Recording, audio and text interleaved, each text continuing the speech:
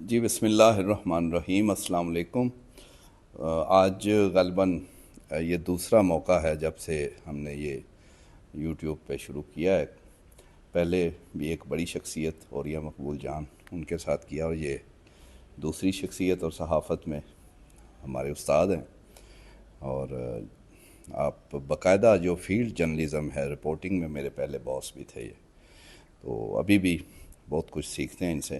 لیکن بہرحال to the point جو ہے ان سے بات کرتے ہیں جو اس وقت حالات چل رہے ہیں۔ حبیب صاحب، عام طور پہ تو ہم انٹرویو کرتے ہیں تو پہلے ادھر ادھر کی اور پھر، لیکن آپ سے سیدھی بات، اور وہ پہلی بڑی بات یہی ہے کہ عمران خان صاحب کے جو اس وقت معاملات ہیں، ظاہر ہے 2-3 بڑے ریلیف ہوئے ہیں۔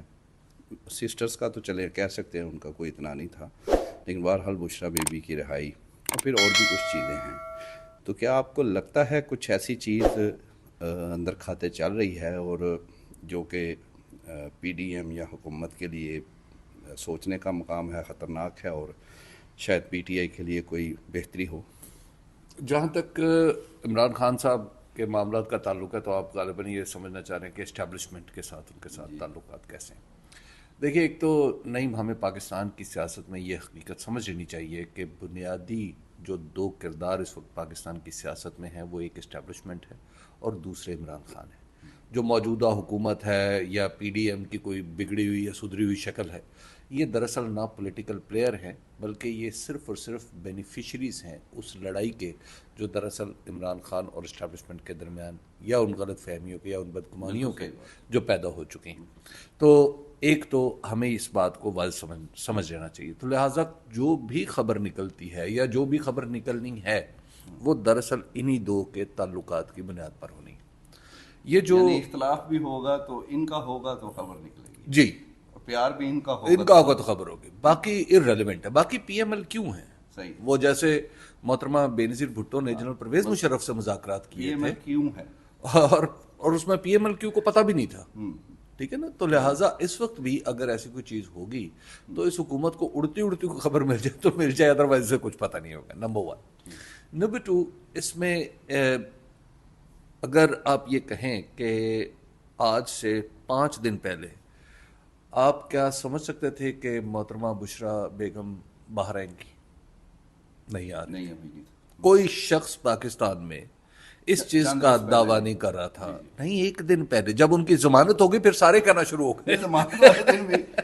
دوبارہ نہ ہاں، ضمانت ہو گئی تو پھر لوگوں نے کہنا شروع کیا، دیکھیں جی دیکھیں جی دیکھیں جی۔ اچھا، اور پھر اگلے دن جب گرفتار نہیں ہوئی کسی اور مقدمے میں تو اس سے ایک تاثر یہ پیدا ہوا کہ جناب کہیں کچھ بات چیت تو نہیں چل پڑی۔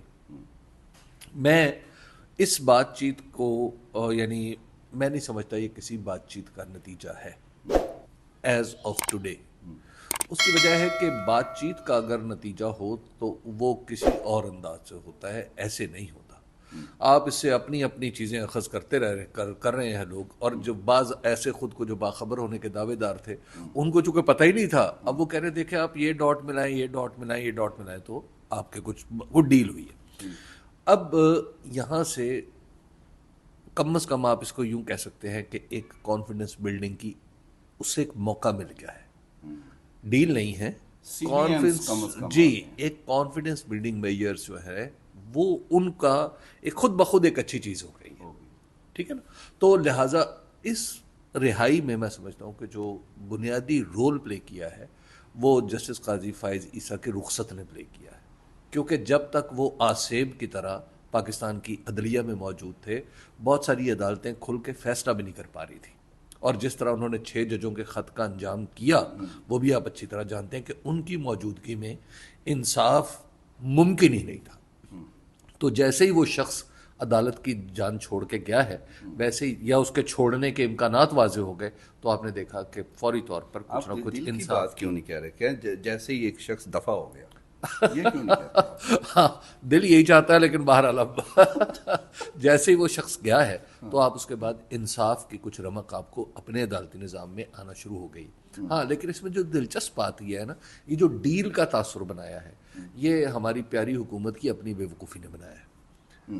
ایک تو یہ ہے کہ بہت سارے لوگ جو حکومت کے ہیں وہ ڈیل کا شور مچا رہے ہیں، اور پھر یہ جو سنجانی والا واقعہ ہے جہاں پہ وہ قیدیوں کی وین کے اوپر حملے کا ڈرامہ رچایا گیا. مطلب آپ ذرا پڑے بھی گئے ہیں. آپ ذرا تصور کریے نہیں آپ کو اور مجھے, اب ہمارے بچے بڑے ہو گئے, جوان ہو رہے ہیں, ٹھیک ہے, کیا آپ نے اور میں نے کوئی قیدیوں کی وین پہ حملے کی خبر سنی ہو اور خبر مکمل ہو, یعنی پہلے آئیے جی حملہ ہوا ہے لیکن قیدی سارے گرفتار کر لیے گئے. اور کمال کام کیا اسلام آباد پولیس نے, پتہ نہیں ہوتے کتنے پولیس کتنے سی ہوتا. تو اب یہ بیسکلی جب بھی کوئی بھی یعنی جب بھی ہم دیکھتے ہیں کہ تحریک انصاف اور اسٹیبلشمنٹ کے درمیان جب بھی یہ تاثر پیدا ہوتا ہے کہ ان دونوں کے درمیان شاید کوئی بات چیت آگے بڑھ رہی ہے, تناؤ کم ہو رہا ہے, تو اسی وقت ایک ایسا واقعہ یہ حکومت برپا کرتی ہے جو دونوں طرف غلط فہمیاں پیدا کرتا ہے. لہذا وہ ہم بھی یہ اپنے ویورز کو اکثر کہتے ہیں کہ بات چیت چل رہی ہے, ہوتی ہے, لیکن ظاہر ہے ایک حکومت ہے, دوسری سیاسی جماعتیں ہیں, وہ رکاوٹیں پیدا کرتی ہیں, اور اب تو میرا خیال ہے وہ بیوقوفیاں شروع کر دی انہوں نے کہ جیسے وہ رات والا واقعہ تھا. اچھا, اب اگلا سوال, سی بی ایمز پہلے بھی ہوئے, رکاوٹیں آ جاتی ہیں, جیسا کہ ہم نے بتایا بھی کہ یہ 5واں دور اس وقت چل رہا ہے, تو کیا اب اس دفعہ آپ کو لگتا ہے کہ کامیابی ہو جائے گی؟ دیکھیں نہیں, یہ جو مذاکرات اس طرح کے جب ہوتے ہیں تو یہ لینئر نہیں ہوتے, یعنی بالکل ایک سیدھی لائن میں نہیں چل رہے ہوتے, کبھی ادھر جا رہے ہوتے, کبھی ادھر جا رہے ہوتے, کبھی کچھ ہو رہا تھا, کبھی کچھ ہو رہا تھا. اگر آپ محترمہ بینظیر بھٹو کی اور پرویز مشرف کی ڈیل کے حوالے سے آپ پڑھیں اور آپ لوگوں سے جانچیں تو آپ کو پتہ چلتا ہے کہ کئی مواقع ایسے آئے کہ جب سب کچھ طے ہو گیا اور بات پھر پہلے والے خانے میں چلی گئی. مجھے ایک دفعہ ایک بڑے سینئر پیپلز پارٹی کے رہنما نے بتایا کہ جو اس سارے معاملے میں ملوث تھے, تو انہوں نے بتایا کہ ایک موقع آیا کہ مجھے محترمہ بینظیر نے کہا دبئی میں کہ تم لاہور جاؤ, تو میں لاہور آیا, تو لاہور میں انہوں نے مجھے کہا کہ یہ ہے تمہارا مینڈیٹ, اس پہ اگر تمہیں جنرل مشرف یہ کہیں تو تم نے بالکل نہیں ماننا. تو انہوں نے خیر کہتے جیسے ہی میں وہاں پہنچا تو جنرل پرویز مشرف نے ایگزیکٹلی وہی بات کی جو محترمہ نے منع کر رکھی تھی.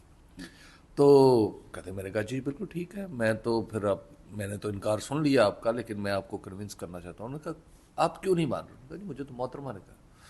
انہوں نے ان کا فون لیا اور اسی فون سے محترمہ کو انہوں نے کال ملا لی اور مذاکرات جو ہے وہ جہاں پہ ٹوٹ گئے تھے دوبارہ چلنا شروع ہو گئے.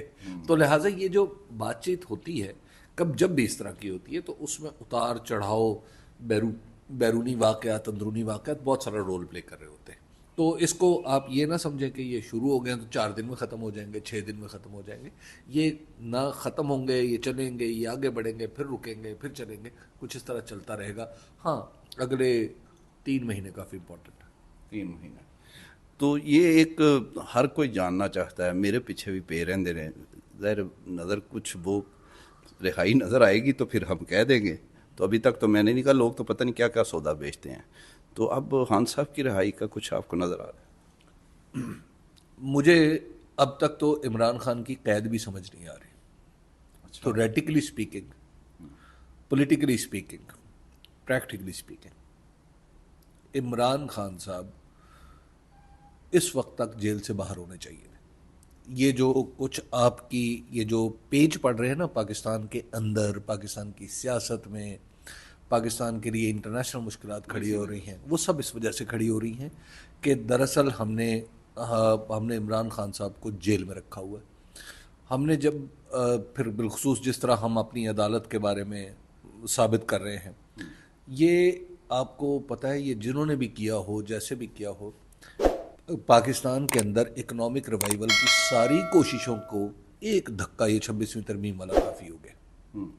ٹھیک ہے, اسی طرح اب آپ جو مرضی نعرے لگاتے رہے, ایم او یو سائن ہو گئے, فلاں ہو گیا, فلاں ہو گیا, کچھ نہیں ہونے والا. اس کی وجہ یہ ہے کہ جب آپ کے عدالتی نظام کو آپ پولیٹیکلی چینج کر رہے ہیں نا, تو لوگ اب اس بات کو دنیا سمجھتی ہے.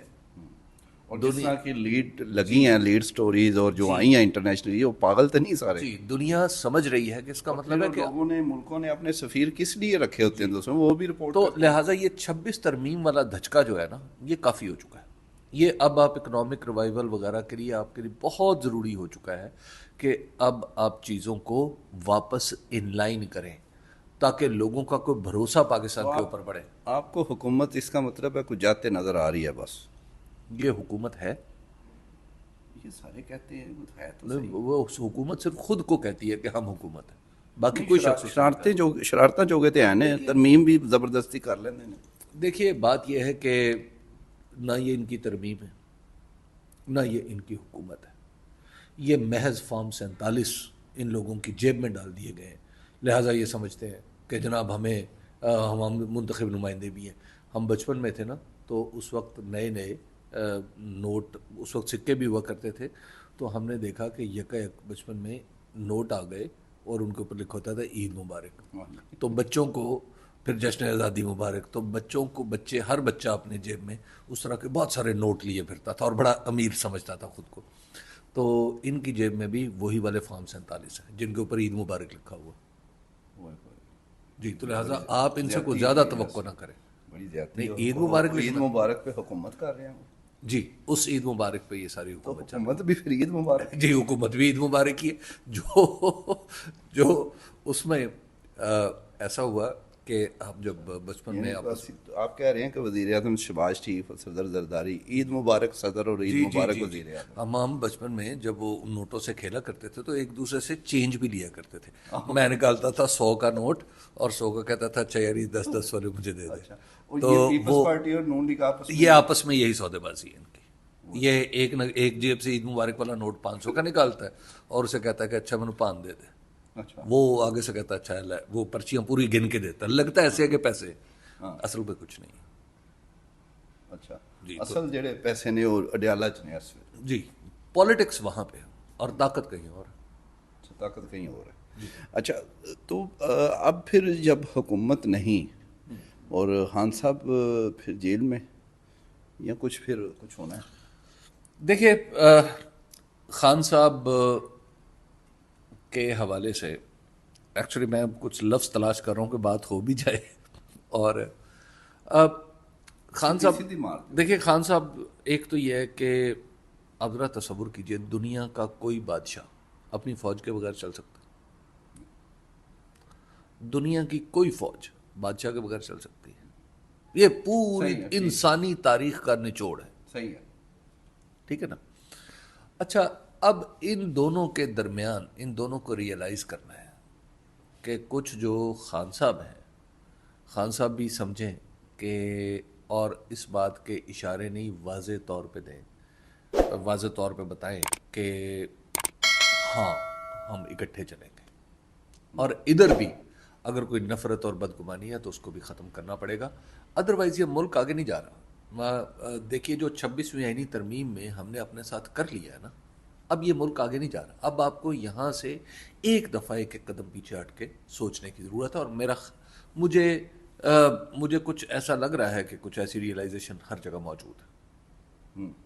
اور یعنی آپ کو لگتا ہے کہ کوئی اس دفعہ شاید کوئی بریک تھرو, سی پی ایمز تو چلو ہو گئے ہیں, کوئی بریک تھرو بھی پہلے تو سی بی ایمز کا تعین کر لینا کہ وہ کتنے ہونے چاہیے.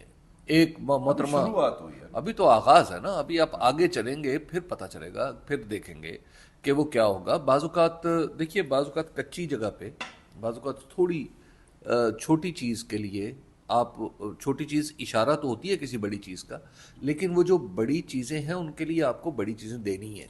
وہ جو ہے نا, آپ 10 کروڑ کا سودا 1000 روپے ایڈوانس سے نہیں کر سکتے. اچھا, پھر آپ کی باتیں سن کے تو میرے محبوب قائد جو ہیں میاں صاحب بڑی مشکل بار گئے ہیں, تو وہ تو پھر واپس نہیں آئیں گے. دیکھیے, میاں صاحب کی پاکستان میں موجود ہونے سے اور نہ ہونے سے, لندن میں ہونے سے, دبئی میں ہونے سے, آپ یہ بتائیے کہ ہومیوپیتھک قائد نہیں, ان میں کیا صورتحال میں فرق جوہری طور پہ کیا پڑتا ہے؟ کوئی فرق نہیں پڑتا. تو لہٰذا ایک ایسا دیکھیے, کبوتر اڑانے کا دیکھیے جو پاکستان کی, مطلب جو نواز شریف صاحب ہیں پاکستان کے 3 بار وزیر اعظم رہے ہیں, لیکن افسوس کے ساتھ یہ کہنا پڑتا ہے کہ اس دفعہ وہ ممبر قومی اسمبلی بھی نہیں ہے. تو لہٰذا ایسی صورت میں اسمبلی میں شعر تو پڑھ ہی لیتے ہیں. دیکھیے شعر پڑھنے کے لیے وہ میں نے وہی عرض کیا نا، وہ عید مبارک والا فارم ہے ان کے اچھا پاس، شعر بھی عید مبارک والا وہ بھی مولانا فضل الرحمان نے کریکٹ تو کیا. پھر تو شعر بھی عید مبارک والا ہے. ویسے آپ نے اچھا عرض کیا ہے. فی الحال تو شعر بھی عید مبارک والا ہی ہے. دیکھیے جب تک ہمیں یہاں پہ اصل حکمران نہیں ہوں گے تو اس وقت تک بات آگے نہیں بڑھے گی. ایک دفعہ میں سندھ میں کراچی میں کام کرتا تھا، تو کراچی میں کام کرتے ہوئے وہاں پہ ایک صاحب نے مجھے کہا کہ آپ نے میرے دفتر آئیے. تو اندرون سندھ میں کہیں کسی کام سے گیا تو میں ان کے دفتر چلا گیا. تو اب ان صاحب سے میری صرف فون پہ بات چیت تھی، میں جانتا نہیں تھا. اندر جا کے میں نے دیکھا تو وہ بالکل ایک نوجوان آدمی وہاں بیٹھا ہوا تھا، اور نوجوان آدمی نے مجھے کہا، میں نے کہا جس میں حبیب اکرم، تو اس کے بالکل چہرے پہ کوئی رمق نہیں آئی شناسائی کی. شاید اب فون پہ بات نہیں، اب میں ان سے بات کر رہا ہوں اور وہ ہر بات کا ایک مجہول سا جواب دے رہے. کچھ سمجھ نہیں آ رہی کہ میں کیا کر رہا ہوں. میں نے کہا جی اچھا جی میں چلتا ہوں. تو انہوں نے مجھے کہا کہ اچھا تو آپ والد صاحب سے ملنے کے لیے آئے تھے. میں نے کہا جی یہ آپ افسر نہیں. اس نے کہا نہیں میرے والد صاحب افسر ہیں، میں ویسے ذرا کرسی پہ بیٹھا ہوں. تو بعض اوقات آپ لوگوں سے بات کر رہے ہوتے ہیں، آپ کو اندازہ ہوتا ہے کہ اچھا یہ تو بہت بڑا آدمی ہے، لیکن پتہ چلتا ہے کہ ابا جان جو ہے وہ بھی اس کو ویسے بٹھا کے گئے. عید مبارک والے. عید مبارک والے نوٹ ہے بس. بہت شکریہ جی. آج ماشاءاللہ آپ نے دیکھا، ہم نے خود بھی انجوائے کیا ہے اور انفارمیشن بھی بھرپور ہے، اور میرا خیال ہے کہ جو سوال آپ اکثر پوچھتے ہیں وہ آپ کو جواب ملے ہوں گے. انشاءاللہ دوبارہ بھی ان سے بات کریں گے اور آپ کو معلومات دیں گے. Thank you.